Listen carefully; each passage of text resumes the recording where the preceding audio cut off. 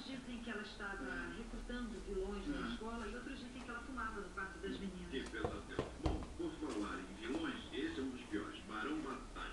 Pai do Benefácio. Ele sempre jurou se vingar de mim. Acabou tirando meu papel na Que foi que você tá bravo? Tem que parar de se preocupar com isso.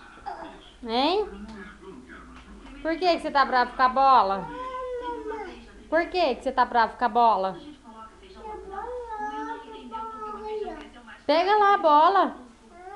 Até que eu fiquei com pena dele e falei dos meus poderes.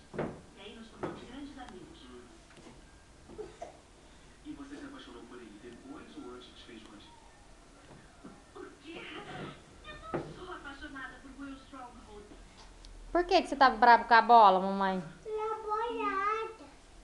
Dando porrada na bola? É? Mas tem dois problemas. E agora? Como que você faz? E ela é perfeita. Você quer saber o que eu acho? Rapaz, vem aqui, Cora. É o caminho mais rápido da tristeza. Cadê a outra? Cadê? Ah, lá embaixo. Pega lá. E seus números da sorte. Hã?